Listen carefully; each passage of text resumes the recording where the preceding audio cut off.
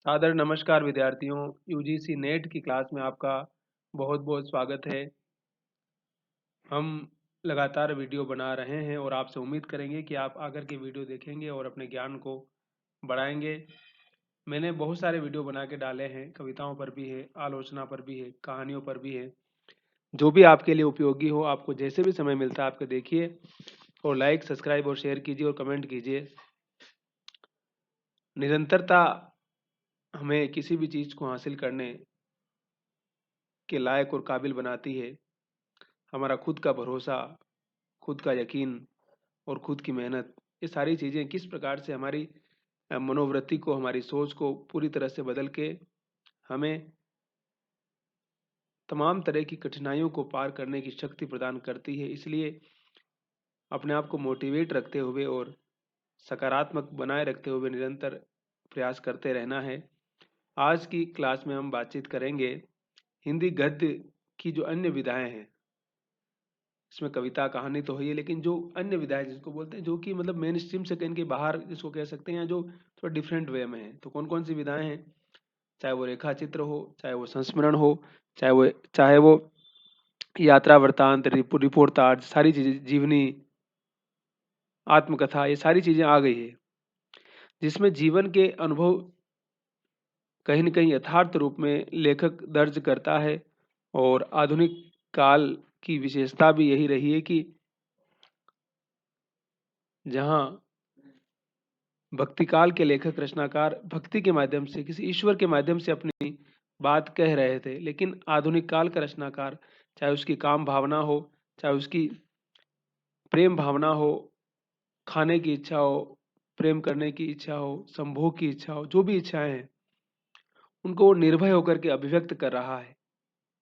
और मनुष्य तमाम तरह के अपराध बोध से अपने आप को कहीं न कहीं बाहर करता हुआ इस आधुनिक काल में ही नजर आता है। तो ये अपने आप में महत्वपूर्ण बात है। और इसीलिए आप देखते हैं कि आधुनिक काल में इस प्रकार की तमाम आत्मकथाएं लिखी गई, बड़े-बड़े लोगों ने आत्मकथाएं लिखी। आत्मकथा लिखने का मतलब है कि आप अपने जीवन को समाज के सामने प्रस्तुत कर रहे हैं।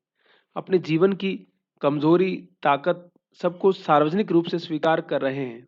ये बहुत बड़ी बात होती है। तो जब समाज के सामने बड़े लोगों की कहानी आती है, तो चाहे उसकी अच्छाई हो, चाहे बुराई हो, उससे समाज सीखता है। लोग उससे बहुत कुछ सीखते हैं। और एक महापुरुष में या बड़े आदमी में भी कितनी सारी कमियां हो सकती है, कमजोरियां हो सकती है, उन सारी चीजों का भी हमें पता चलता है, समाज को पता चलता है, लोगों को पता चलता है। तब हम हर चीज को महान या ईश्वरीय बनाने की जो मनुष्य की एक प्रवृत्ति रही है, उससे शायद अपने आप को मुक्त करते हुए नजर आते हैं। तो उस दौर के तमाम लोग, प्रेमचंद है, नेहरू जी है, गांधी जी है, तमाम बड़े लोगों ने अपनी आत्मकथाएं लिखी है। पश्चिम में परंपरा बहुत प्रभावशाली तरीके से रही है, लेकिन हमारे यहाँ भी तमाम लोगों ने अपनी जीवनियाँ लिखी है, अपनी कथाएँ लिखी है। हरिवंश राय बच्चन ने लिखा है, पांडे बेचन शर्मा उग्र ने अपनी आत्मकथा लिखी है, अज्ञे ने लिखी है, किसी न किसी रूप में लिखी है, उन्होंने लिख नहीं पाया लेकिन अलग तरह से लिखी है। विश्वनाथ त्रिपाठी जी की भी आत्मकथा आई थी हाल ही के दिनों पे, कुछ दिन पहले, कुछ सालों पहले। तो तमाम बड़े लोग अपनी आत्मकथाएं लिखने का मतलब ही यही है कि किस प्रकार से समाज के सामने, लोगों के सामने, दुनिया के सामने एक जो मनुष्य हाड़ मांस का जो पुतला है ना, उसमें क्या कमियां हो सकती है, उसमें क्या कमजोरियां हो सकती है, उसको सारी दुनिया जाने। गांधी ने अपनी आत्मकथा लिखी और उसमें तमाम चीजें लिखी उन्होंने। तो अपनी कमजोरियों को स्वीकार करना भी बहुत बड़ी बात होती है। और ये सहजता, ये सरलता अगर मनुष्य में आ जाती है, तो मनुष्य जीवन की, कहते हैं ना कि आधी लड़ाई तो अपने आप ही जीत लेता है। तो उस जंग को जीतने के लिए, उस सहजता को अर्जित करने के लिए बहुत कुछ करना होता है। तो हम यहाँ भी बात कर रहे हैं रेखाचित्र और संस्मरण की। रेखाचित्र क्या होता है? रेखाचित्र मोटा मोटी मैं कहूँ तो रेखाचित्र उसको बोलते हैं कि शब्दों के माध्यम से चित्र बनाना। जैसे एक पेंटर कलर से पेंटिंग करता है और किसी स्त्री की छवि बनाता है, कभी घोड़े की बनाता है, कभी प्रकृति की बनाता है, कभी नदी की बनाता है, कभी चंद्रमा की बनाता है, कभी घर की बनाता है, कभी जंगल की बनाता है। तो वैसे ही लेखक शब्दों के माध्यम से किसी के बारे में लिख रहा है। जैसे महादेवी वर्मा ने बहुत सारे संस्मरण लिखे, रेखा चित्र लिखे। उनके रेखाचित्र जैसे बिंदा लिखा उन्होंने, यामा लिखा, उनका महाकाव्य है वो तो, गीसा लिखा, है ना? तो जो पात्र उनके जीवन में आ रहा है, उसको हूबहू किस प्रकार से वो शब्दों के माध्यम से चित्रित कर रही है, तो वो एक बहुत बड़ी बात होती है।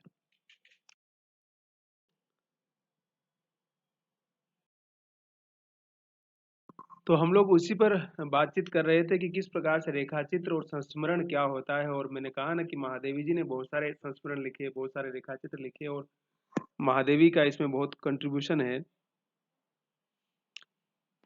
रेखाचित्र के बारे में गोविंद त्रिगुणायत ने क्या कहा है? रेखाचित्र वस्तुतः व्यक्ति अथवा घटना का शब्दों द्वारा निर्मित वह मर्मस्पर्शी और भावमय रूप विधान है, जिसमें कलाकार का संवेदनशील हृदय और उसकी सूक्ष्म पर्यवेक्षण दृष्टि अपना निजीपन उड़ेल कर प्राण प्रतिष्ठा कर देती है। मैंने कहा ना कि जिस प्रकार से कोई हम भावुक फिल्म देखते हैं और हमारे आंखों में आंसू आ जाते हैं, बस वैसी ही एक प्रवण कहानी लिखता है लेखक, और किसी चरित्र के बारे में, और उसकी जो पीड़ा है, उसका जो कष्ट है, वो देख करके हम भी उसके साथ जुड़ जाते हैं। लेखक भी उतना ही इमोशनल होकर के, महादेवी के आप रेखाचित्र पढ़ेंगे तो जरूर आप उस परिवेश को समझते हुए बहुत संवेदनशील हो जाएंगे आप। भावुकता और वो इमोशन, भाव जो महादेवी जितनी करुणा के साथ उसको अभिव्यक्त करती है, वो कहते हैं कि मतलब हम हमें खुद उस पात्र के साथ बहुत गहरी संवेदनशीलता के साथ जोड़ देगा। यस, ठीक है। और रेखा चित्र से ही मिलती जुलती विधा है संस्मरण। संस्मरण मतलब वही, किसी के साथ हमने कुछ समय गुजारा है तो उन यादों को किस प्रकार से हम लिख रहे हैं।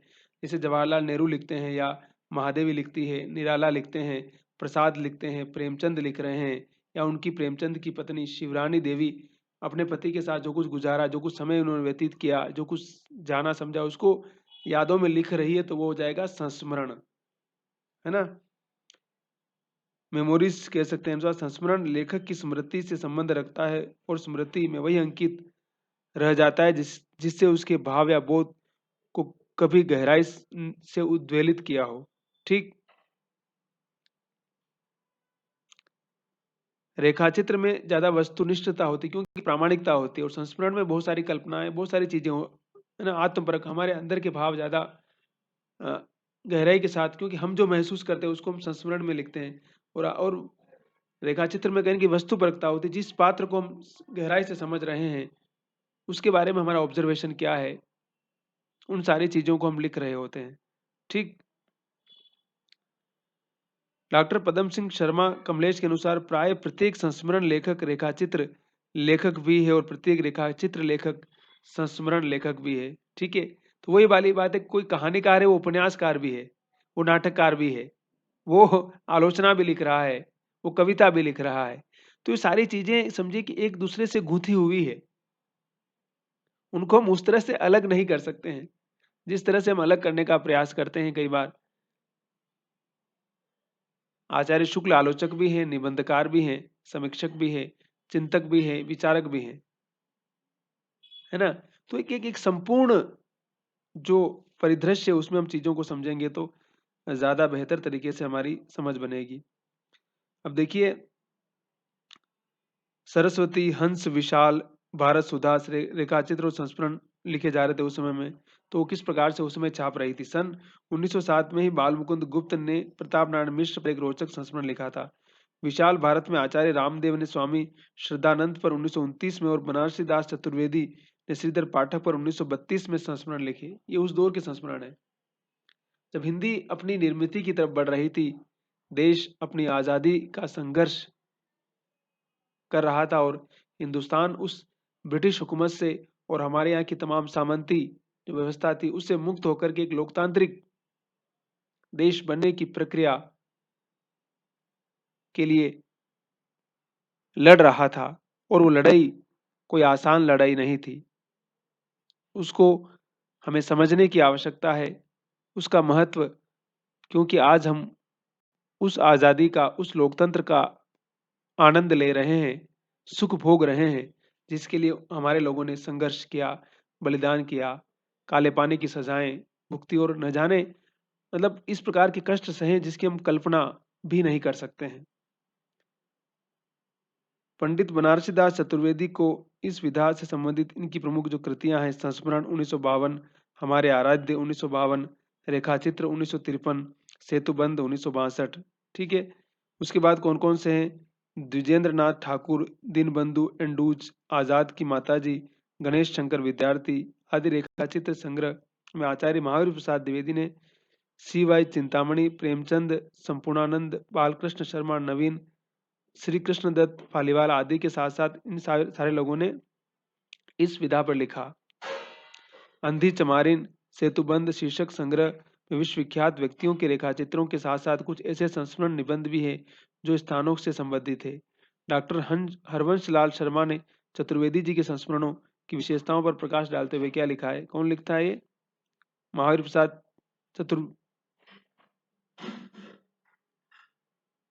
महावीर प्रसाद द्विवेदी ने लिखा है ना? यस। कि चतुर्वेदी के रेखा चित्रों में जहाँ एक और राष्ट्रीयता तथा देश प्रेम की भावना कूट कूट कर भरी हुई है, वहीं दूसरी ओर उसमें सर्वत्र विश्व प्रेम एवं अंतर्राष्ट्रीयता की भावना भी है। मोटे तौर पर पंडित जी ने काल गति को देखा और इसी परिप्रेक्ष्य में साहित्यकार, लेखक, पत्रकार, राजनीतिक आदि विभिन्न व्यक्तियों के साथ अपनी बात कहते हैं। ठीक है। तो ये सारी चीजें हैं। फिर देखिए, पंडित श्रीराम शर्मा ने बहुत ज्यादा लिखा इसको लेकर के। जंगल के जीव 1949 में उनका रेखाचित्र आता है। इसमें जंगल के जो जानवर है उनके बारे में लिखा और राम कुमार वर्मा ने बहुत अच्छा लिखा हो। शायद हमारे पाठ्यक्रम में कोई एक चिट्ठी, बचपन में सिलेबस में कोई कहानी थी ऐसी, जिसमें एक लड़का रहता है और किस प्रकार से वो चिट्ठी छोड़ने जाता है, लेकिन चिट्ठी की कुएं में गिर जाती है रास्ते में जाते समय। उसके बाद उस चिट्ठी को निकालने के लिए क्या क्या करता है और सारा जो प्रक्रम चलता है और कैसे जानवर आ जाता है और सारी चीजें होती है, उसके बारे में उन्होंने लिखा है। तो ये बहुत ही अच्छा है। जंगल के जीव बहुत बढ़िया है ये। फिर है वे कैसे जीते हैं 1957 में। उसके बाद है बोलती प्रतिमा 1967 में आया था। ठीक है। और हंस और सरस्वती जो पत्रिका उस जमाने की महत्वपूर्ण पत्रिका है, उसमें प्रकाशित होता रहा। फिर महादेव वर्मा की हम बात कर ही चुके हैं। तो महादेव वर्मा ने ये सारी चीजें लिखी। अतीत के चलचित्र 1941, स्मृति की रेखाएं 1943, पथ के साथी 1956, मेरा परिवार 1972, है ना? ये सारे उनके संस्मरण रेखा चित्र, दोनों ही कह सकते हैं इनको आप। तो महादेवी जी ने जिन पात्रों के साथ अपना समय गुजारा, जिन चीजों को देखा समझा, उन सारी चीजों को उन्होंने बड़ी शिद्दत के साथ और बड़ी तन्मयता के साथ लिखा। उसमें कोई गालमेल जैसी बात महादेवी के यहाँ नजर नहीं आती। इसलिए महादेवी बहुत ही महत्वपूर्ण रचनाकार है। तो महादेवी जी के जो रेखाचित्र और संस्मरण है, उनके बारे में डॉक्टर पदम सिंह शर्मा कमलेश क्या कहते हैं? अपने संस्मरण और रेखाचित्रों में महादेवी ने सर्वत्र भाषा प्रांजल, संस्कृत गर्भित और कवित्वपूर्ण रखी है। बीच बीच में ग्रामीण बोलचाल के शब्द और मुहावरे भी स्वाभाविक रूप में आ जाते हैं। उनकी शैली में भावुकता और गांधीर्य का जो पुट है, वह जीवन के मंगलमय रूप का दिग्दर्शन है। मैंने कहा ना कि भाषा बहुत सिंपल है महादेवी जी की, और बहुत सलीके से और बहुत करीने से वो बात करती है। और आप जब भी उनकी किसी संस्मरण को, रेखाचित्र को पढ़ेंगे, तो लगेगा कि मतलब पूरा दृश्य हमारे सामने चल रहा है। फिर रामवृक्ष बेनीपुरी जी जो बड़े महत्वपूर्ण लेखक थे, उन्होंने भी रेखाचित्र और संस्मरण लिखे हैं। माटी की मूर्तें, इसमें 12 रेखाचित्र हैं। उनके नाम है रजिया, बलदेव सिंह, सरजू भैया, मंगर रूपा, कियाजी देव, बाल गोविंद भगत, भोजी आदि है। ठीक है। फिर लाल तारा में 16 शब्द चित्र हैं। गेहूं और गुलाब 25 रेखा चित्र हैं। उनके बारे में क्या कहा जाता है? रामवृक्ष जी ने चतुर पारखी जोहरी की भांति जहां कहीं भी पात्र मिले, उन्हें लेकर अपनी कुशल लेखनी से पात्र का चित्र खड़ा कर दिया है। और इस मामले में रामवृक्ष बेनीपुरी जी को जरूर पढ़ा जाना चाहिए, जरूर समझा जाना चाहिए। फिर देखिए, उसके बाद है कन्हैयालाल मिश्र प्रभाकर है, सत्यवती मलिक है, आचार्य विनय मोहन है, देवेंद्र सत्यार्थी हैं, विष्णु प्रभाकर हैं, अमृतलाल नागर हैं, अमृत राय है। इन सब का बहुत योगदान है। ठीक। देखिए, उसमें कन्हैयालाल मिश्र प्रभाकर का है भूले हुए चेहरे, जिंदगी मुस्कुराई, माटी हो गई सोना, दीप जले शंख बजे, संस्मरण है। ठीक। उसके बाद देखिए, प्रोफेसर प्रकाश चंद्र गुप्ता का भी महत्वपूर्ण स्थान है रेखा चित्र में। रेखा चित्र पुरानी स्मृतियां, विशाखा आदि है। नगेंद्र ने उनके रेखा चित्रों के बारे में क्या कहा है? छोटे छोटे वाक्य, सरल शब्द, सहानुभूतिपूर्ण चित्रण आदि के अतिरिक्त आकार में भी लघु होना इनके रेखाचित्रों की विशेषता है। संस्मरण का तत्व इनमें रेखाचित्रों की अपेक्षा कम है। अभिष्ट विषय से इधर उधर भटकने की प्रवृत्ति भी इनकी नहीं है। श्रेष्ठ रेखाचित्र की सभी विशेषताएं इनके रेखाचित्रों में नजर आती है। प्रोफेसर प्रकाश चंद्र गुप्ता के बारे में वरिष्ठ आलोचक नगेंद्र बहुत महत्वपूर्ण आलोचक समालोचक थे। मैंने पहले भी कहा है कि दिल्ली विश्वविद्यालय में एक जमाने में उनका राज चलता था। उनके सिग्नेचर से लोगों को नौकरियां मिल जाती थी। लंबे समय तक वो विभाग के अध्यक्ष रहे और उस जमाने में तो लोग इतने पढ़े लिखे भी नहीं थे, इतनी भीड़ भाड़ भी नहीं थी, तो जाहिर सी बात है कि उनकी चलना कोई बहुत बड़ी बात नहीं थी और सरकार का भी इतना हस्तक्षेप नहीं हुआ करता था। आज तो चीजें बहुत पूरी तरह से बदल चुकी है। ठीक है, फिर है आचार्य विनय मोहन शर्मा। रेखाएं और रंग उनका रेखाचित्र प्रसिद्ध है। फिर देवेंद्र सत्यार्थी, क्या गोरी क्या सांवरी, रेखाएं बोल उठी, एक युग का युग एक प्रतीक। ठीक। उसके बाद देखिए जगदीश चंद्र माथुर, 10 तस्वीरें, नगेंद्र का, चेतना के बिंब, विष्णु प्रभाकर, कुछ शब्द कुछ रेखाएं, जाने अनजाने, उपेंद्र नाथ अश्क, ज्यादा अपनी कम पराई, चतुर्सेन शास्त्री, वातायन, ओंकार, शरद, कृत, लंका महाराजिन, सेठ गोविंद दास, स्मृतिकरण, डॉक्टर प्रेम नारायण टंडन, रेखा चित्र आदि महत्वपूर्ण रचनाएं हैं। श्रीमती सत्यवती मलिक जो स्त्री लेखिका है, अमिट रेखाएं, उनका भी संस्मरण बहुत महत्वपूर्ण है। ठीक है, तो इस इतिहास से अगर देखेंगे तो संस्मरण बहुत महत्वपूर्ण है और उनकी हम बातचीत विस्तार से कर चुके हैं। ठीक है, अब देखिए हम बात कर रहे थे ना श्री राम वर्मा की, जंगल के जीव वे कैसे जीते हैं, बोलती प्रतिमा, ये सब उनके क्या है, रेखा चित्र हैं।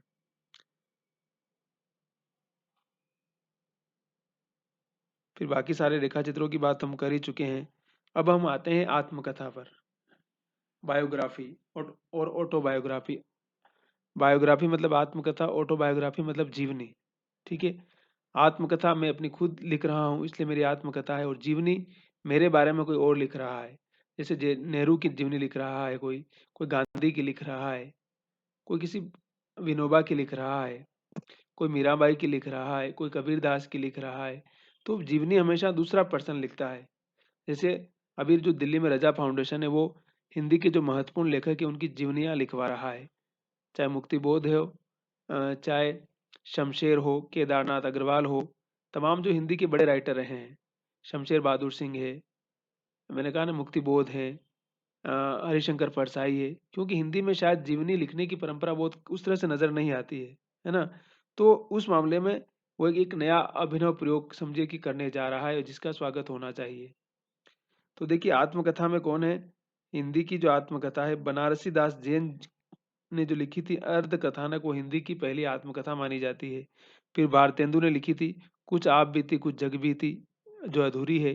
अंबिका दत्त व्यास की है निज वृतांत। स्वामी श्रद्धानंद की है कल्याण पथ का प्रतीक। भाई परमानंद की आप बीती। नेहरू की मेरी कहानी जो मूलतः अंग्रेजी में थी।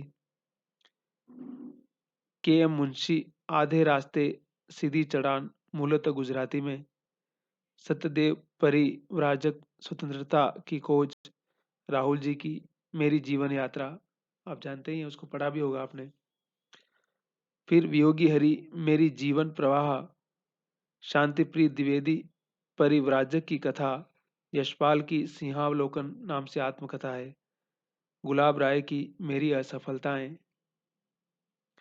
देवेंद्र सत्यार्थी चांद सूरज के बीरन। महात्मा गांधी की सबसे प्रसिद्ध है सत्य के प्रयोग, experiment with truth. Harivansh Rai Bachchan की आत्मकथा कितने 5 खंड में है भाई। क्या भूलूं क्या याद करूं, नीड़ का निर्माण, फिर बसेरे से दूर, प्रवास की डायरी, 10 द्वार से सोपान तक, और पांडे बच्चन शर्मा उग्र की है अपनी खबर। ठीक, तो ये प्रमुख आत्मकथा है। उसके बाद तो बहुत सारी आत्मकथाएं लिखी गई है जो आप पढ़ सकते हैं, देख सकते हैं आसानी से। फिर जीवनी, भारतेंदु बाबू की जीवनी है बादशाह दर्पण। रामविलास शर्मा ने लिखी निराला की साहित्य साधना, जो निराला के जीवन के बारे में है। 3 खंड में है। अमृत राय ने प्रेमचंद की लिखी है कलम का सिपाही, शांतिप्रिय जोशी ने पंत की लिखी है, विष्णु प्रभाकर ने आवारा मसीहा जो बांग्ला के प्रसिद्ध उपन्यासकार थे शरद चंद्र उनकी जीवनी लिखी है, भगवती प्रसाद ने मनीषी की लोक यात्रा, कविराज गोपीनाथ की जीवनी लिखी है। ठीक है, तो एक बहुत ही समृद्ध महत्वपूर्ण परंपरा है। और हम आगे बात कर रहे थे रिपोर्टाज की बात। रिपोर्टाज क्या होता है? रिपोर्ट, अखबार में जो रिपोर्टिंग आती है आप जानते ही हैं। कोई घटना घटती है, दुर्घटना घटती है, उस पर लेखक को कोई पत्रकार रिपोर्ट बना रहा है, पेपर में छप रही है, आजकल तो सोशल मीडिया पे आ जाती है। ठीक, तो रिपोर्ट से ही रिपोर्टाज बना है। कोई लेखक कहीं घूमने जा रहा है, उसकी कुछ मतलब उसमें कुछ फैक्ट होता है, कुछ कल्पनाएं होती है। तो लेखक जब उस फैक्ट के आधार पर कुछ कल्पना को बुनकर के एक साहित्यिक भाषा में एक साहित्यिक लेख की तरह जब उसको लिख देता है, इसमें कल्पना का समावेश कर देता है, तब उसको बोलते हैं रिपोर्टाज। ठीक, तो रिपोर्ट से ही रिपोर्टाज बना है। तो हिंदी में जो प्रमुख रिपोर्टाज है वो शिवदान सिंह चौहान का है लक्ष्मीपुरा, रांगे राघव का है तूफानों के बीच, बदंत आनंद कौसालेन का है देश की मिट्टी बोलती है, धर्मवीर भारती का है युद्ध यात्रा, शमशेर बहादुर सिंह का है प्लाट का मोर्चा। उसके बाद भी कई लोगों ने लिखा है। हमारे सत्यनारायण जी लिखते हैं जो जयपुर जोधपुर में रहते हैं, रिपोर्टाज लिखते रहे। मणि मधुकर एक लेखक थे, उन्होंने बहुत सारे लिखे हैं। तो तमाम लोग इस प्रकार के, मोहन राकेश ने लिखे हैं। फिर यात्रा साहित्य, यात्रा मतलब कहीं आप ट्रेवलिंग करने जा रहे हैं तो उसके बारे में लिख रहे हैं आप, तो उसको यात्रा वृत्तांत कहा जाता है, ट्रेवलोग कहा जाता है। तो हिंदी में पर्याप्त मात्रा में यात्रा वृत्तांत लिखे गए हैं। मैं कौन कौन से महत्वपूर्ण यात्रा वृत्तांत लिखे गए उनका जिक्र आपके सामने कर देता हूँ। भारतेंदु बाबू हरिश्चंद्र ने लिखा है सरयू पार की यात्रा, मेरी लखनऊ यात्रा। गणेश नारायण सोमानी मेरी यूरोप यात्रा, सत्यदेव परिव्राजक मेरी जर्मन यात्रा, यात्री मित्र यूरोप की सुखोद स्मृतियां ज्ञान के उद्योग में, नई दुनिया के मेरे अद्भुत संस्मरण, अमेरिका प्रवास की मेरी अद्भुत कहानी। इतने सारे यात्रा वृतांत लिखे इन्होंने, मतलब विदेश बहुत रहे हैं अपने जमाने में वो। फिर कन्हैयालाल मिश्र हमारी जापान यात्रा, शिव प्रसाद गुप्त पृथ्वी प्रदक्षिणा, राहुल सांस्कृत्यायन आप जानते हैं बड़े यायावर थे वो, नागार्जुन यायावर थे, राहुल सांकृत्यायन थे, अज्ञे थे, मोहन राकेश थे, है ना। ये हिंदी के बहुत यशपाल थे, ये बहुत महत्वपूर्ण लेखक है जो हमेशा यात्राएं करते रहे, घूमते रहे, और उनकी उनको किस प्रकार से उनके माध्यम से जितने सारे अनुभव इन्होंने अर्जित किए, उन सारे अनुभवों को वो अपनी रचनात्मकता का हिस्सा बनाते हैं। ये बहुत ही महत्वपूर्ण चीज है। मतलब सिर्फ आप टेबल पर बैठ करके, एसी रूम में बैठ करके कोई कहानी लिख देते हैं और छप जाती है, वो महत्वपूर्ण नहीं। आप उस फील को, उस मतलब उस परिवेश को, उस जीवन के अनुभव को कितना अनुभूति का हिस्सा बनाते हैं, कितना महसूस करते हैं, उन चीजों का कितना बड़ा योगदान होता है, वो चीजें कितनी महत्वपूर्ण होती है, ये हम उस लेखक की जिंदगी से और उसकी यात्राओं से, और वो उस दुर्धर्ष परिस्थिति का सामना कैसे कर रहा है, वो सारी चीजें बहुत महत्वपूर्ण स्थान रखती है। अब देखिए राहुल जी, मेरी लद्दाख यात्रा, मेरी तिब्बत यात्रा, मेरी यूरोप यात्रा, यात्रा के पन्ने, घुमक्कड़ शास्त्र, रूस में 25 मास, एशिया के दुर्लभ भूखंडों में, फिर ये यशपाल, लोहे की दीवार के दोनों ओर, राह बीती, अज्ञे फिर, एक बूंद सहसा उछली, अरे यायावर रहेगा याद, बहता पानी निर्मल, प्रभाकर माचवे, मेरी नजरों में हम, गोरी नजरों में हम, फिर निर्मल वर्मा, चिड़ों पर चांदनी चांदनी, हंसती घाटी दहकते निर्जर, नगेंद्र, अप्रवासी की यात्राएं, मोहन राकेश, आखिरी चट्टान तक, विद्यानिधि, सिद्धालंकार, शिवालिंग की घाटियों में, डॉक्टर रघुवंश, हरि घाटी, काका कालेलकर, हिमालय की यात्रा, मुनि कांति सागर, खोज की पगडंडियां, खंडहरों का वैभव। ठीक है, तो इस प्रकार की तमाम तरह की चीजें हैं, और इन इन चारों ही पांचों ही विधाओं का बहुत महत्वपूर्ण स्थान है। और आप जितना अधिक इनमें गुजरते जाएंगे, बहुत अनुभव बढ़ते जाएंगे। यात्राएं, कहा जाता है कि यात्राएं कितनी महत्वपूर्ण होती है, यात्राएं जितना सिखाती उतना शायद हम किताब पढ़ेंगे उन सारी चीजों से भी नहीं सीख पाएंगे। इसलिए यात्राएं करते रहना चाहिए, घूमना चाहिए, लगातार नई नई चीजों को समझना चाहिए, और बहुत महत्वपूर्ण है। ठीक है, और पढ़ते रहिए, लिखते रहिए, मुस्कुराते रहिए, हंसते रहिए। और ये किताब मैं बता रहा हूँ, इस यूजीसी नेट के लिए इसको आप पढ़ सकते हैं आसानी से, ये कहीं पर भी उपलब्ध है, मैं इसी में से पढ़ा रहा हूँ आपको। और अगर आपके पास रहेगी तो आप शायद ज़्यादा इफ़ेक्ट और भी चीज़ों को समझ पाएँगे। और पुस्तकें वैसे भी हमारे पास होनी चाहिए, जो बेसिक पुस्तकें होनी ही चाहिए और समय-समय पर जो नई पुस्तकें आती हैं, अगर हम उसको खरीद रहे हैं, उनको परचेज़िंग करते रहते हैं, तो और भी बढ़िया बात है। हमारे पास छोटी-मोटी डिजिटल लाइब्रेरी, आजकल तो डिजिटल का ज़माना है, तो वो भी होनी चाहिए और बुक्स भी होनी चाहिए और उससे एक पढ़ने-लिखने का माहौल भी बनता है और एक रुचि भी बनी रहती है हमेशा। सिर्फ़ सिलेबस और पाठ्यक्रम पढ़कर ही काम नहीं चलेगा, हमें और भी बाहर की चीज़ें जो कि हमारे नॉलेज को बढ़ाए, जो हमारी समझ को बढ़ाए, जो हमें उस संसार से वाकिफ़ कराए जिस संसार की तरफ हम जाना चाहते हैं, जो हम इस दुनिया को बेहतर बनाना चाहते हैं, हमारा जो सपना है, हमारा जो ख्वाब है, उसमें हम कितना कंट्रीब्यूट कर सकते हैं। तो वीडियो पूरा देखिए, लाइक, सब्सक्राइब, शेयर कीजिए और कमेंट कीजिए और बने रहिए और मिलते हैं अगले वीडियो में।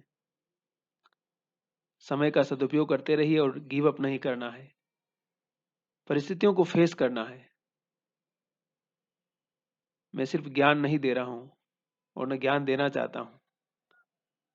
बस सहजता से चीज़ों को समझ करके अगर हम उनका इवोल्यूशन करेंगे तो हम रिज़ल्ट अच्छा कर सकते हैं। इम्पॉसिबल को पॉसिबल में कन्वर्ट कर सकते हैं। पेशेंस हमें इसके लिए अवसर देता है, समय देता है। इसलिए कई बार घबराना नहीं चाहिए बल्कि थोड़ा धैर्य रखना चाहिए। पेशेंस रख कर के हम परिस्थिति को समझने का प्रयास करेंगे तो रास्ता वहीं से निकलेगा। मैंने फिर कहा ना, मैं कोई ज्ञान नहीं दे रहा हूँ और ना ज्ञान देना चाहता हूँ। ज्ञान देने वाले बहुत मिल जाएँगे आपको, हर जगह पर मिल जाएँगे। मस्त रहिए बाकी।